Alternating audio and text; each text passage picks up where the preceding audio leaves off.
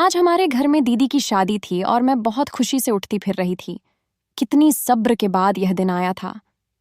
शादी का इंतजाम हमारे घर के पास ही एक पार्क में किया गया था। दीदी की शादी का सालों से इंतजार था, क्योंकि दीदी की उम्र शादी से थोड़ा ज्यादा आगे बढ़ गई थी और रिश्ता नहीं मिल रहा था। लेकिन फिर अचानक एक बहुत अच्छी जगह रिश्ता तय हो गया और फौरन ही शादी की तारीख भी पक्की कर दी गई। और आज वह दिन आ चुका था। घर से सारे मेहमान शादी के हॉल में चले गए थे। अब बस में और छोटा भाई ही बचे थे। हम दोनों भी निकल रहे थे। बारात आने ही वाली थी। हम जैसे ही शादी हॉल में पहुंचे तो कुछ देर बाद ही बारात आ गई। बारात का स्वागत बहुत ही शानदार तरीके से किया गया था। शादी की सारी रस्में होने लगीं और फिर पंडित जी ने फेरों के लिए भी बुला लिया। बहुत ही खुशी भरे माहौल में दीदी की शादी हुई थी। और फिर ठीक विदाई से पहले मेरी दीदी की सास ने अजीबोगरीब शर्त हमारे सामने रख दी। ऐसी शर्त सुनकर हम सब लोग हैरान रह गए थे और उनकी जिद थी कि इस शर्त को हर हाल में पूरा किया जाए। हम सब लोग एक दूसरे का मुंह देखते रह गए। मेहमान भी आपस में कानाफूसी करने लगे थे। ऐसा तो ना कभी पहले देखा था ना सुना था। मेरा नाम रानी है और दीदी का नाम ज्योति है। मेरी उम्र 24 साल हो चुकी है, लेकिन दीदी मुझसे 4 साल बड़ी है। दीदी की उम्र 28 साल हो चुकी है। इंटर के बाद दीदी ने पढ़ाई छोड़ दी थी, क्योंकि उन्हें पढ़ाई का कोई ज्यादा शौक नहीं था। वह कुकिंग में और बेकिंग में किस्मत आजमाना चाहती थी। वह अपना एक छोटा सा बेकरी खोलना चाहती थी, जिससे वह बिजनेस कर सके। हम सब ने दीदी को सपोर्ट भी किया था और हम भी यही चाहते थे कि अगर दीदी का रुझान इस तरफ है तो जरूर उन्हें ये काम करना चाहिए। सो दीदी ने घर पर ही कुकिंग और बेकिंग का छोटा सा सेटअप बना लिया था और लोगों को होम डिलीवरी भी करने लगी थी। पापा दीदी के इस बिजनेस में उनके साथ थे और दीदी को पूरी तरह सपोर्ट कर रहे थे। पापा डिलीवरी दे आते थे और दीदी ऑन ऑर्डर के अनुसार खाना तैयार कर देती थी। हमारा अच्छा चल रहा था और पापा की भी एक कंपनी में नौकरी थी। उनकी तनख्वाह भी अच्छी थी, इसीलिए हमें पैसों की कोई तंगी नहीं थी। जैसे ही दीदी का बिजनेस थोड़ा फैला तो अब पापा ने एक डिलीवरी बॉय रख लिया था, जो हर ऑन ऑर्डर के हिसाब से पेमेंट लेता और खाना दे आता। मैं अभी इंटर में ही पढ़ रही थी जब दीदी ने ये बिजनेस शुरू किया था। मुझे पढ़ने का बहुत शौक था और मैं मास्टर्स करके किसी अच्छे से कॉलेज में प्रोफेसर बनना चाहती थी। उन्हीं दिनों घर में मम्मी पापा ने दीदी के रिश्ते के लिए बात करना शुरू कर दी। हालांकि दीदी ने कहा भी था कि अब मेरा बिजनेस चलने लगा है, मुझे कुछ समय और दें ताकि मैं अच्छे से सेटल हो जाऊं। लेकिन मम्मी पापा ने कहा कि शादी के लिए यही सही समय है, बाकी अपना शौक बाद में पूरी करती रहना। मम्मी पापा की जिद पर दीदी ने भी अपनी राय दे दी और फिर जोर शोरों से दीदी का रिश्ता देखना शुरू कर दिया गया। हर एक को दीदी के रिश्ते के लिए कहा गया, लेकिन न जाने क्या बात थी। देखने में दीदी प्यारी भी थी और पहनने उड़ने का सलीका भी था।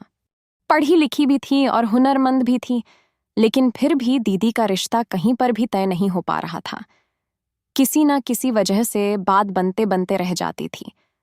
जब हमें लगता कि यह रिश्ता बिल्कुल पक्का हो जाएगा, तभी किसी न किसी वजह से बात रह जाती और हम देखते ही रह जाते। 4 साल मम्मी पापा रिश्ता देखते रहे। कभी कोई किसी वजह से रिजेक्ट कर जाता और कभी कोई रिश्ता मम्मी पापा को पसंद नहीं आता। दीदी अब चिड़चिड़ी हो गई थी और इस सब सूरत हाल से घर में अजीब सी टेंशन बनी हुई थी।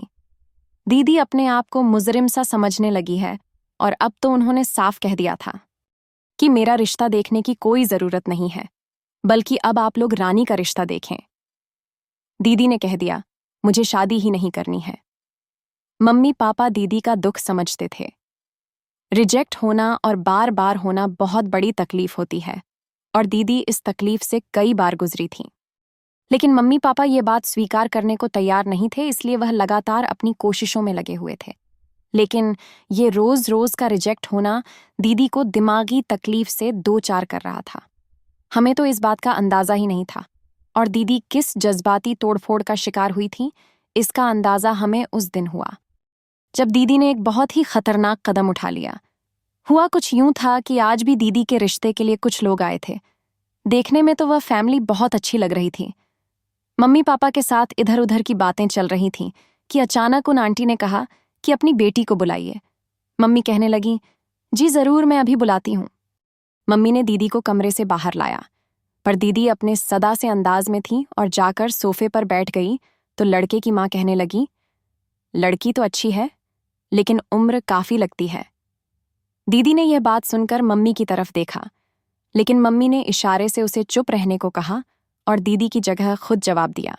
कहने लगी, नहीं अभी तो सिर्फ 26 की हुई है। लेकिन आंटी मानने को तैयार नहीं थी, शायद इसलिए कि दीदी का शरीर पहले से कुछ भरा भरा सा हो गया था। उनका कहना था कि आपकी लड़की कम से कम 32 साल की तो जरूर लगती है। मम्मी पापा चुप होकर बैठ गए। फिर वह आंटी कहने लगे, आप लोग दहेज में क्या क्या देंगे? इतना बात सुनना थी कि दीदी एक झटके से उठकर हॉल से बाहर चली गई। आंटी ने इसको बदतमीजी समझा और इस वक्त उठकर खड़ी हुई और कहने लगी, एक तो यह लड़की इतनी ज्यादा उम्र की है, ऊपर से नखरा भी तो देखो। कितने ज्यादा है, हमें नहीं करना ऐसी लड़की से शादी। मेरे बेटे के लिए बहुत रिश्ते हैं और इससे कम उम्र और खूबसूरत और ज्यादा दहेज वाली लड़की के रिश्ते तैयार हैं। वह आंटी मम्मी पापा को बुरा भला बोलते हुए चली गई। उनके जाने के बाद मम्मी भी रोने लगी, क्योंकि ऐसी किसी सूरतें हाल का सामना पहले कभी नहीं हुआ था, लेकिन आज तो हद ही हो गई। दीदी भी अलग अपने कमरे में बंद हो गई थी और मम्मी पापा अलग परेशान से बैठे हुए थे। घर का माहौल बहुत अजीब सा हो गया था, लेकिन मैं सबको नॉर्मल करने के लिए इधर उधर की बातें करती फिर रही थी। मैं जल्दी से रात के लिए खाना बनाया, उन सबको टेबल पर आने को कहा। मम्मी पापा तो कुछ देर बाद हाथ धोकर आ गए। मैंने दीदी को भी आवाज दिया और बाहर आने को कहा, लेकिन दीदी ने दरवाजा नहीं खोला। मैंने 2-3 बार दरवाजा खटखटाया, लेकिन अंदर से कोई जवाब नहीं आया। मैं परेशानी से पापा की तरफ देखा तो वह भी नजर चुरा गए। मजबूरन हम लोग ही खाना खाने के लिए बैठ गए। हमारा ख्याल था कि दीदी कमरा बंद करके रो रही होगी, लेकिन अब तो इस बात को 4 घंटे गुजर चुके थे और दीदी ने अभी तक दरवाजा नहीं खोला था। खाने के बाद मैंने दोबारा दीदी के कमरे का दरवाजा खटखटाया और जोर जोर से आवाज भी दी, लेकिन दीदी ने इस बार भी कोई जवाब नहीं दिया। मुझे अब कुछ चिंता होने लगी थी, इसलिए मैंने पापा से कहा कि मुझे कुछ ठीक नहीं लग रहा। आप कैसे भी करके इस दरवाजे को खोलिए, मुझे बहुत टेंशन हो रही है दीदी की। अब तो पापा भी घबरा गए थे, क्योंकि दीदी ने पहले कभी ऐसा नहीं किया था। इसलिए पापा ने और छोटे भाई ने मिलकर दरवाजा तोड़ दिया। लेकिन दरवाजा टूटते ही जो सामने का मंजर आया, उसने हमारे पैरों तले से जमीन सरकार दी थी। दीदी सामने ही अपने बिस्तर पर औंधे मुंह गिरी हुई थी। मैं एकदम आगे बढ़ी और दीदी को सीधा किया। दीदी बिल्कुल बेसुध थीं और उनके मुंह से हल्का सा जाग भी निकल रहा था। हम बहुत घबरा गए। मैं परेशान होकर उनकी नब्ज चेक किया, जो बहुत हल्की हल्की सी चल रही थी। माँ, मैंने पापा से कहा कि पापा दीदी को क्या हो गया है, जल्दी से दीदी को अस्पताल लेकर चलते हैं। मम्मी पापा के तो जैसे हाथ पैर सुन्न हो गए थे। जवान बेटी को इस हालत में देखना बहुत ही हिम्मत का काम था। हम सभी इस समय दीदी को लेकर अस्पताल ले आए। वहां पर इमरजेंसी में उनका ट्रीटमेंट किया गया। डॉक्टर के अनुसार अगर कुछ देर और गुजर जाती तो शायद दीदी का जिंदा बचना नामुमकिन होता। डॉक्टर कह रहे थे कि यह पुलिस केस है, पुलिस को बताना पड़ेगा। लेकिन पापा ने उनकी बहुत विनती की, हमारी लड़की बदनाम हो जाएगी। डॉक्टर ने भी मेरे पापा की मजबूरी को समझते हुए पुलिस को इन्फॉर्म नहीं किया। दीदी को सारी रात अस्पताल में ही रखा गया। सुबह तक उनकी तबीयत काफी बेहतर हो गई थी। होश में आने के बाद दीदी ने किसी से कोई बात नहीं की, बस बेआवाज आंसुओं के साथ रोती रही। मैंने भी दीदी को कुछ नहीं कहा, क्योंकि मैं उनके अंदर का दुख जानती थी। बार बार किसी लड़की के लिए रिजेक्ट होना, जबकि उसमें कोई कमी भी ना है, एक बहुत बड़ी तकलीफ होती है। मैं दीदी के इस दुख को समझ सकती थी। सुबह डॉक्टर की विजिट के बाद हम दीदी को घर ले आए। दीदी ने नींद की गोलियां क्या खा लीं। हमारे घर में तो जैसे मौत का सन्नाटा छा गया था। पापा तो खुद को ही मुजरिम समझने लगे थे कि उनकी वजह से उनकी औलाद आज दुख में है, और मैं कभी मम्मी पापा की हिम्मत बढ़ती तो कभी दीदी को हौसला देती। दीदी इस तकलीफ से निकलने में 2-3 दिन लग गए। तब तक हम लोग भी नॉर्मल रूटीन की तरफ वापस आ गए थे। लेकिन अब कभी कभी मैं दीदी को समझाती रहती कि अगर तुम्हें कुछ हो जाता तो मम्मी पापा क्या करते। उनकी जिंदगी में पहले क्या कम परेशानियां थीं जो अब तुम उनको और परेशान कर रही थीं और उन्हें औलाद का दुख दे रही थीं। मैंने दीदी को बहुत समझाया और वह शर्मिंदा से सर झुकाए बैठी रहती, कुछ भी ना कहती। इस हादसे के बाद दीदी काफी खामोश रहने लगी थी। हाँ, उन्होंने एक चीज नहीं छोड़ी थी और वह था उनका काम। वह अपने काम के मामले में बहुत ईमानदार थी और वक्त पर उसे पूरा करती थी। कुछ दिन शर्मिंदगी की हालत में रहने के बाद एक दिन दीदी ने मम्मी पापा के पास जाकर हाथ जोड़कर उनसे माफी मांग ली। मम्मी पापा भी शायद इसी इंतजार में थे। दीदी को सीने से लगा लिया और तीनों ऐसे रोने लगे जैसे आज सच में दुख के बादल घिर गए हों। उसके बाद घर में सब कुछ नॉर्मल हो गया। कुछ दिन बाद मम्मी पापा दीदी से रिश्ते की बात करने वाले थे, तो मैंने उन्हें मना कर दिया कि आप दीदी की दिमागी हालत को देखते हुए कुछ समय के लिए कोई रिश्ता ना देखें और ना ही किसी को घर पर बुलाएं। मेरी बात भी उनको समझ आ गई थी, इसलिए उन्होंने दोबारा रिश्ते के लिए कोशिश नहीं की। दीदी के बाद मेरा नंबर था, लेकिन मुझे अभी शादी करनी ही नहीं थी, क्योंकि मैं अब मास्टर्स कर ली थी और मैं एक कॉलेज में प्रोफेसर के जॉब के लिए अप्लाई के लिए आया था। हमारे मोहल्ले में ही जानने वाले गवर्नमेंट कॉलेज में ही यह रिश्ता आया था। पढ़ाई के मामले में मैं बहुत अच्छी थी। अगर मेरे रिजल्ट भी काफी अच्छे थे तो हम रिश्ते के बाद लड़के वालों को घर आने का टाइम मेरे घर वाले अंकल ने मम्मी और पापा ने अच्छा खासा इंतजाम किया था। उन्होंने भी हामी भरी। हमें पूरी उम्मीद थी कि रिश्ता पक्का हो जाएगा, इसलिए हमने तैयारी भी उसी हिसाब से की थी और वही हुआ जिसकी हमें उम्मीद थी। मेहमानों की अच्छी तरह खातिर की गई थी और बातों के दौरान एक दूसरे के साथ जरूरी मामलात भी निपट लिए गए थे। दीदी भी डरते डरते सामने आई थी, क्योंकि उन्हें डर था कि शायद आज भी उन्हें रिजेक्ट कर दिया जाएगा। लेकिन दीदी के बैठने के थोड़ी देर बाद ही उन्होंने दीदी के सामने ही रिश्ते के लिए हाँ कर दी और दीदी के हाथ पर शगुन के तौर पर कुछ पैसे भी रख दिए। मम्मी पापा का मुंह खुला का खुला रह गया, क्योंकि उन्हें उम्मीद नहीं थी कि इतनी जल्दी यह रिश्ता तय हो जाएगा। इसीलिए उन्होंने इस वक्त कोई भी ऐतराज नहीं किया।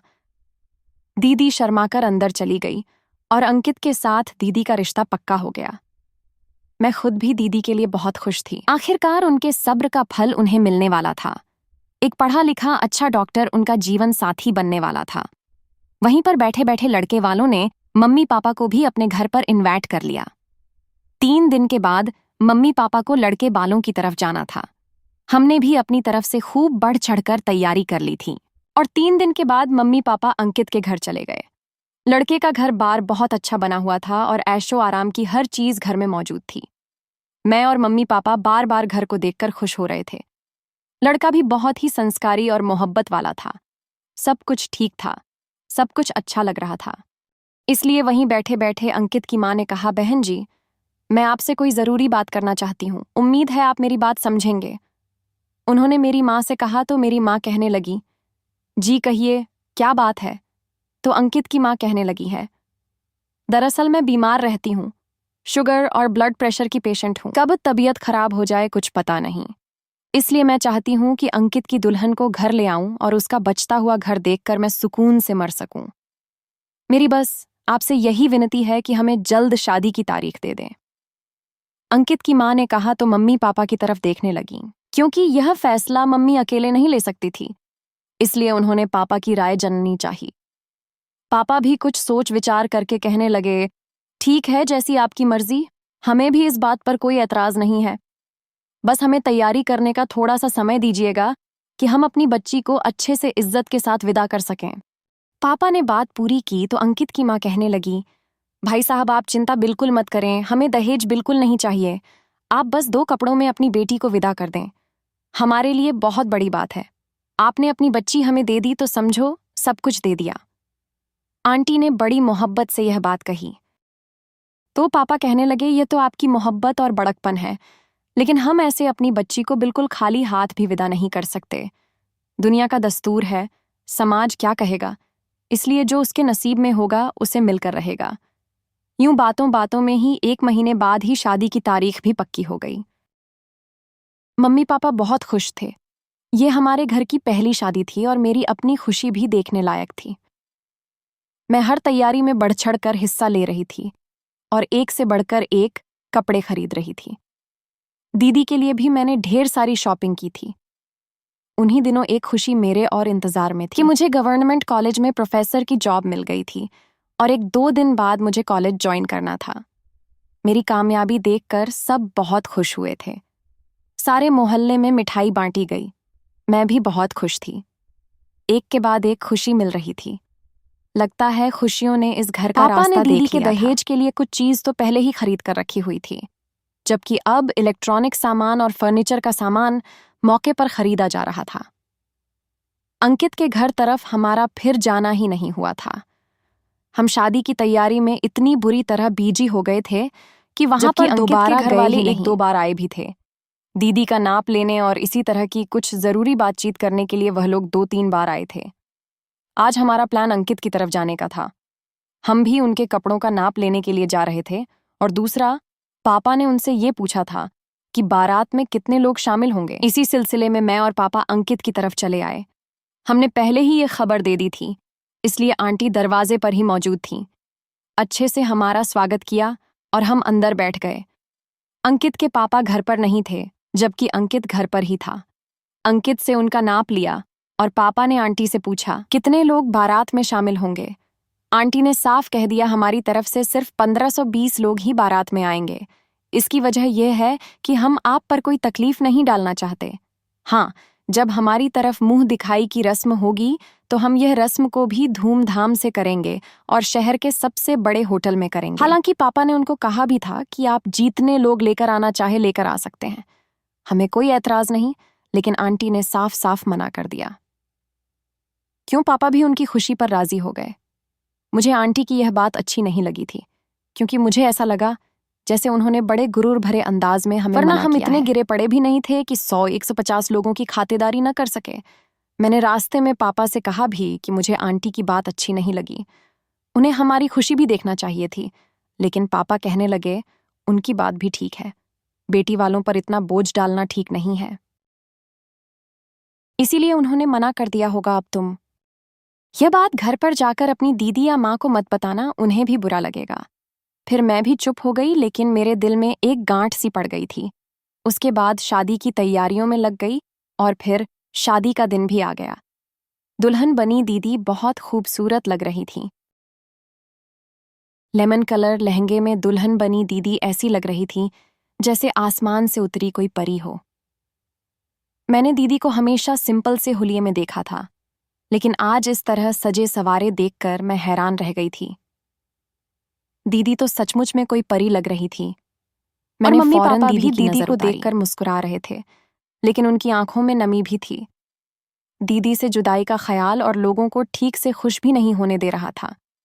बारात आ चुकी थी, शादी की रस्में अच्छी तरीके से हो चुकी थीं, लेकिन अचानक एक ऐसी बात हो गई जिसने सब लोगों को हिला कर रख दिया। अंकित की माँ ने मम्मी से कहा कि उनके यहाँ रिवाज है कि जब भी दुल्हन को विदा करवाकर ले जाते हैं तो घर ले जाने से पहले उसे अस्पताल लेकर जाते हैं और उसके बाद ही घर ले जाते हैं। मम्मी ने यह बात सुनी तो बहुत हैरान हुई। कहने लगी, ऐसा तो पहले कभी नहीं देखा, ना ही सुना। ये कैसा अजीब सा रिवाज है, मम्मी ने जरा गुस्से से कहा। लेकिन आंटी इस बात पर जिद पर आ गई कि यह उनके घर का रिवाज है और यह वर्षों से उनके खानदान में चला आ रहा है और वह अपने रिवाज को खत्म नहीं कर सकती। मम्मी कहने लगी कि आप ऐसा कैसे कर सकते हैं। एक दुल्हन बनी लड़की को विदा करवा के घर ले जाने के बजाय अस्पताल में लेकर जाएंगे, ये कैसा रिवाज है? आखिर इसकी क्या तुक बनती है? आंटी कहने लगी कि हमारे यहाँ यही रिवाज है और आपको यह रिवाज करना पड़ेगा। हमने आज तक अपनी कोई बात आपसे जबरदस्ती नहीं मनवाई है, लेकिन अब ये बात कोई डिमांड रखी है। आंटी की बात सुनकर मम्मी चुप हो गई। बात पढ़ते पढ़ते मर्दों तक पहुंच गई। लड़के की तरफ के मर्द इस हक में थे, जो उनकी तरफ का रिवाज था उसे मनाना ही पड़ेगा। वह सब यही कह रहे थे कि हमने हमारे घर के रिवाज के मुताबिक लड़की पहले हमारे अस्पताल जाएगी, उसके बाद घर जाएगी। लेकिन मम्मी पापा इस हक में बिल्कुल नहीं थे। वह यही कह रहे थे कि अभी आप विदा करवाकर घर ले जाएं, बाद में उसे अस्पताल लेकर चले जाएं। लेकिन वह लोग किसी भी तरह राजी नहीं हो रहे थे और फिर आखिर में फैसला लड़के वालों के हक में ही हुआ था, क्योंकि मम्मी पापा को भी डर था कि कहीं इस मामूली सी बात को बहाना बनाकर वह शादी को तोड़कर ना चले जाएं। हालांकि उनका दिल किसी भी तौर पर इस बात के लिए नहीं मार रहा था, लेकिन उनकी मजबूरी थी कि लड़के बालों की बात मान ली और फिर दीदी की विदाई कर दी गई। दीदी को कार में बैठाया और आंटी, अंकल और अंकित बारात के दूसरे लोग उनके साथ ही चले गए। मम्मी पापा भी पीछे पीछे दीदी के अस्पताल चले गए। हमें कुछ बेचैनी सी लगी हुई थी। दीदी को इस तरह अकेले अस्पताल भेजने में डर भी लग रहा था।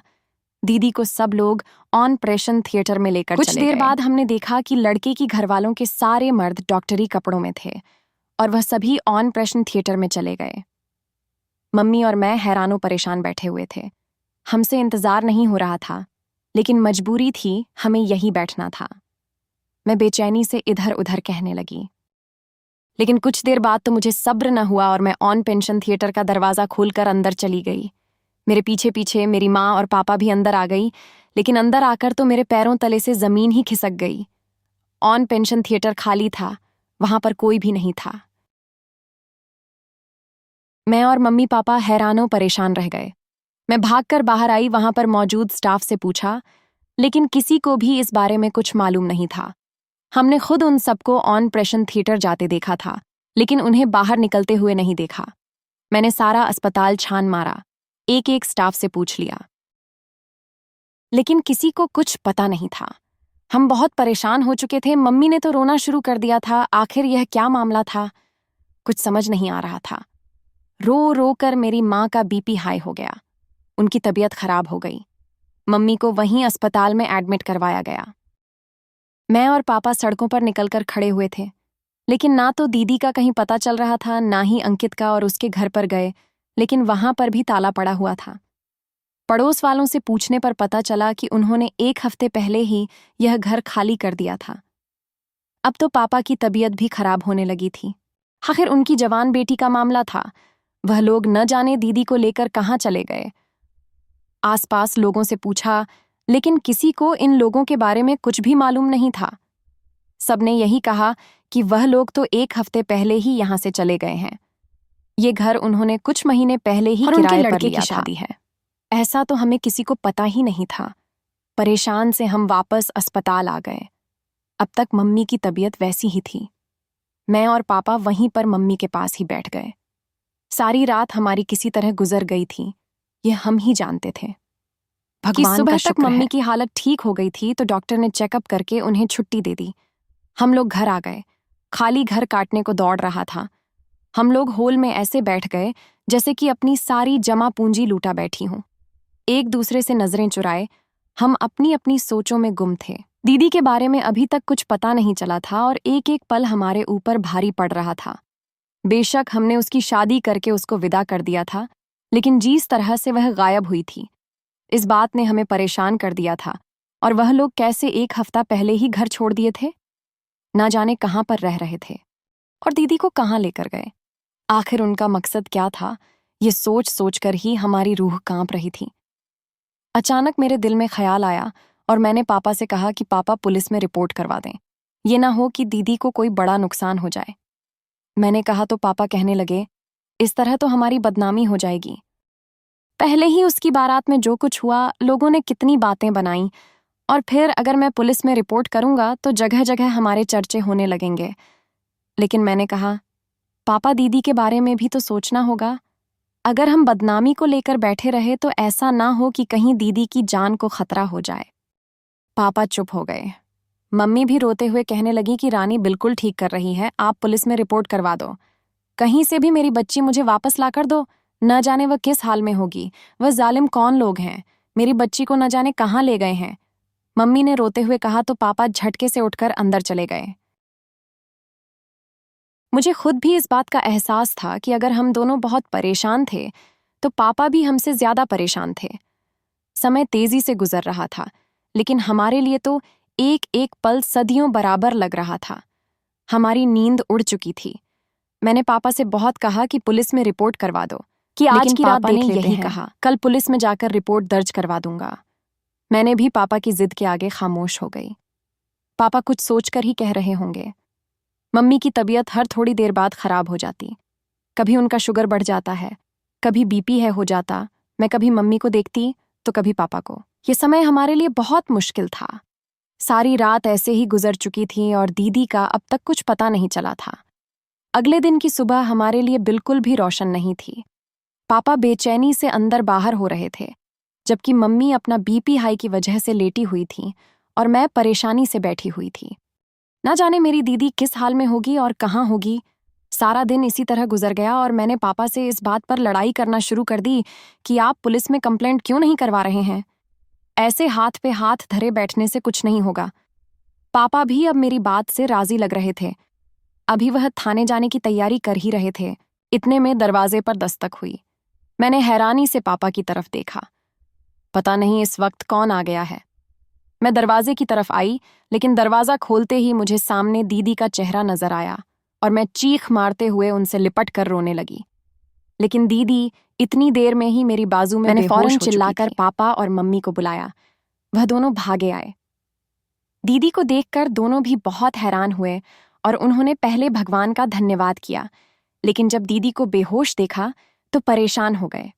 उठाकर अंदर ले आए।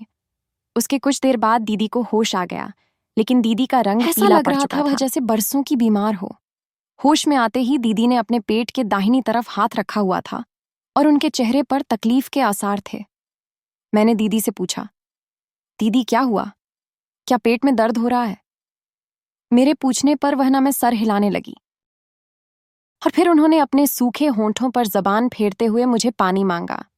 मैंने जल्दी से किचन में जाकर पानी ले आई और दीदी को पिलाने लगी, लेकिन दीदी से तो उठा भी नहीं जा रहा था, इसलिए लेटे लेटे ही पानी पीने लगी और गिलास रख दिया और फिर दोबारा से बेसूध होकर लेट गई, जैसे उनके शरीर में जान ही बची ना हो। हम तीनों बहुत परेशान थे और इसी परेशानी में दीदी को देख रहे थे।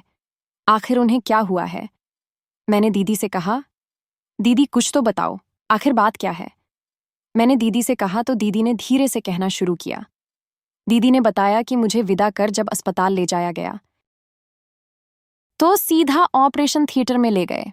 मैं यह देखकर बहुत डर गई थी और परेशानी से बार बार पूछ रही थी, आखिर मुझे यहाँ पर क्यों लेकर आए हो? लेकिन मेरी बात का कोई भी जवाब नहीं दे रहा था और मुझे इतने में अंकित और उनके घरवाले ऑपरेशन थिएटर में ही चले आए। उनमें से किसी एक ने मुझे कुछ सूंघाकर बेहोश उसके कर बाद दिया। मुझे होश न रहा। न जाने किस तरह मुझे अस्पताल से निकालकर मुझे खाली मकान में ले गए। मुझे इस बारे में कुछ खबर नहीं, लेकिन जब मुझे होश आया तब हल्की हल्की आंखों से मैंने देखा कि यह पुराना सा घर था। मुझे एक बिस्तर पर लेटाया गया था और मेरे पास एक टेबल के ऊपर जिस कुछ तरह तरह की की डॉक्टरी डॉक्टरी सामान सामान होते हैं। मैं अंकित को अपने ऊपर झुके हुए देखा था, लेकिन मुझे उस वक्त कोई एहसास नहीं था, क्योंकि मैं शायद किसी दवा के आसार में थी और मैं दोबारा बेहोश हो चुकी थी। और फिर न जाने कितने घंटे के बाद मुझे होश आया। तेज दर्द की एक लहर मेरे शरीर में अपने दौड़ दाएं गई तरफ थी। हाथ रखकर जोर से चिल्लाई, लेकिन शायद वहां इस समय कोई भी मौजूद नहीं था कि मेरी चीख सुनकर कोई आता।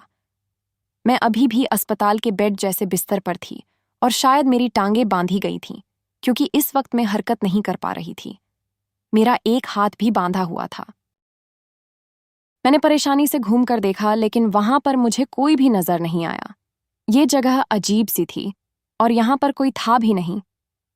मुझे बहुत डर लग रहा था, लेकिन मुझे यहां से निकलने की कोई भी सूरत नजर नहीं आ रही थी और मेरे पेट के दाएं तरफ से जो दर्द होता था उसकी लहर पूरे शरीर में ऐसी दौड़ रही थी जैसे मेरी जान ही निकल रही हो। ऐसी बेबसी और दर्द में डूबे एहसास में न जाने कितना समय गुजर गया। फिर शाम को मैं अंकित को देखा। वह मुझे ही देखने आया था। मैंने उससे पूछा कि आखिर तुमने मेरे साथ क्या किया है? मैं तुम्हारी पत्नी तुमने हूं। मेरे साथ ये सब क्या किया है? लेकिन वह कहने लगा, तुम मेरी पत्नी नहीं हो। मैं तो ये शादी अपने मकसद को हासिल करने के लिए किया। उसने अजीब से शब्दों में कहा। तो मैंने पूछा, मकसद कैसा मकसद?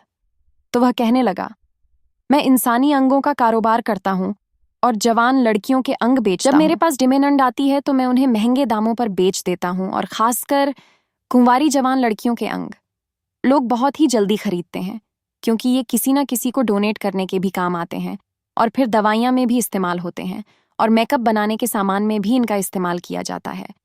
मेरे पास अभी कुंवारी लड़की के गुर्दे की डिमांड थी। बहुत अमीर पैसे वाली फैमिली है। उसे अपनी इकलौती बेटी के लिए एक गुर्दे की डिमांड थी और वह मुझे इसकी मुंहबोली कीमत देने के लिए तैयार था। इसलिए मैंने तुमसे शादी करने का नाटक किया और तुम्हारा एक गुर्दा निकालकर मैंने दुगने दाम पर बेच दिया है। अब तुम तब तक मेरे पास हो जब तक मेरे पास दूसरे गुर्दे की डिमांड नहीं आ जाती। उसके बाद मैं तुम्हारा काम तमाम करके तुम्हें कहीं फेंक दूंगा और तुम्हारे घर वाले यहां तक पहुंच भी नहीं सकेंगे। उसकी यह बातें सुनकर मैं डर के मारे रह गई थी। कुछ देर बाद अंकित वहां से चला गया। मुझे सोचने का मौका मिल गया। मैं यहां से भाग जाना चाहती थी। मैं इस तरह यहां पर नहीं मर सकती थी, इसलिए मैंने आसपास नजर घुमाकर भागने का सोच रही थी, लेकिन मुझे तो रस्सियों से बांधा गया था। मेरे एक हाथ की रस्सी जरा शायद ढीली इसलिए थी कि मैं अपने करीब बड़ी कोई चीज उठा सकूं, इसलिए मैंने कोशिश करके कुछ ही दूर पड़ी, कैंची उठाई और एक एक करके अपने हाथ पैरों की रस्सियां काटने लगी। कुछ देर की मेहनत और तकलीफ बर्दाश्त करने के बाद में रस्सियां काटने में कामयाब हो गई और फिर मैं वहां से भाग निकली। ये जगह शहर से बहुत दूर थी। मेरा एक गुर्दा भी अभी ऑपरेशन करके निकल गया था। मुझे भागते हुए बहुत ही तकलीफ हो रही थी, लेकिन मैं किसी ना किसी तरह सड़क किनारे पहुंच गई और वहां से लिफ्ट लेकर घर चली आई। दीदी ने अपनी दुख भरी दास्तां सुनाई तो हम सब अपनी जगह पत्थर के हो गए थे। वह इतने जालिम और इतनी खतरनाक, किस तरह से वह लड़कियों के साथ ऐसे कर सकते हैं? इतना घिनौना खेल खेलते हुए उनकी रूह नहीं, काफी शुक्र है कि दीदी बच गई। अभी सिर्फ एक ही कुर्ता गया था, वरना तो वह न जाने दीदी के साथ क्या करते। पापा इस समय उठकर बाहर चले गए। मुझे मालूम हुआ था वह कहाँ गए हैं। जो काम वह पहले नहीं कर रहे थे, अब वह करने गए हैं। पापा ने पुलिस में कंप्लेंट करने गए थे। दीदी को इन सब से निकलने में बहुत समय लगा, लेकिन दिमागी तौर पर बहुत ज्यादा डिस्टर्ब हो चुकी थी। इस हादसे को 1 साल गुजर चुका था। पापा की मेहनत रंग लाई और दीदी ने उसे पहचान कर उसके खिलाफ एक मजबूत केस कर दिया था। अंकित अब पुलिस हिरासत में है और पुलिस उसकी अच्छी खातिरदारी कर रही है, और पुलिस की खातिरदारी से अंकित ने अपने और साथियों का भी पता बता दिया था। उनको भी पुलिस ने अपनी हिरासत में ले लिया है। धीरे धीरे दीदी जिंदगी की तरफ लौटने लगी थी और अब उन्होंने मम्मी पापा के सामने हाथ जोड़कर विनती की थी कि मेरी शादी का नाम भी मत लेना, और वह दोबारा से अपने बिजनेस को शुरू कर चुकी थी। दीदी का रेस्टोरेंट चलने लग गया। मम्मी पापा ने कभी हमारे सामने शादी की बात नहीं की। दीदी तो भूल कर भी शादी का नाम नहीं लेती थी। उनका यही कहना था कि शादी जिंदगी का कोई जरूरी हिस्सा नहीं है। मर्द के साथ के बिना भी औरत अपने पैरों पर खड़ी हो सकती है और अपनी जिंदगी अकेले ही गुजार सकती है। लेकिन मम्मी पापा के दिल में कहीं ना कहीं यह तो जरूर था कि उनकी दोनों बेटियां अपने घर की हो जाएं। लेकिन दीदी के साथ हुए हादसे की वजह से वह इतना ज्यादा डर चुके थे कि वह शादी का नाम नहीं लेते थे। इस हादसे को अब 3 साल गुजर चुके हैं। दीदी की उम्र 31 साल हो चुकी है और मेरी उम्र भी 27 साल हो चुकी है। दीदी के साथ साथ पापा को मेरी टेंशन भी, मेरी उम्र भी शादी के लिए निकली जा रही थी, लेकिन वह कह नहीं सकते थे। और उस दिन मम्मी पापा की मुश्किल हल हुई जब मुझे अपने एक प्रोफेसर से मोहब्बत हुई। संजय मेरे ही कॉलेज में प्रोफेसर थे। हम दोनों के बीच अच्छी बातचीत होती थी, लेकिन एक दिन संजय ने मुझे प्रपोज कर दिया। मुझे भी संजय में कोई कमी नजर नहीं आती थी और शायद मैं भी दिल ही दिल में संजय को पसंद करती थी। मैंने मम्मी पापा को बताया तो मम्मी पापा खुश हो गए। दीदी भी खुश हो गई। चट मंगनी और पट ब्याह हो गया। मैं दुल्हन बनकर संजय के घर आ गई। संजय बहुत अच्छा था। जिंदगी में कोई कमी नहीं थी। हर तरफ खुशियां ही खुशियां थीं। बस कभी कभी दीदी का सोचती हूं तो दिल उदासी से भर जाता है और भगवान से प्रार्थना करती हूं कि संजय जैसा ही कोई जीवन साथी मेरे दीदी की जिंदगी में भी आ जाए और उन्हें जिंदगी की सारी खुशियां मिल जाएं। दोस्तों, वीडियो कैसा लगा कमेंट करके जरूर बताना। वीडियो को लाइक और चैनल सब्सक्राइब कर देना।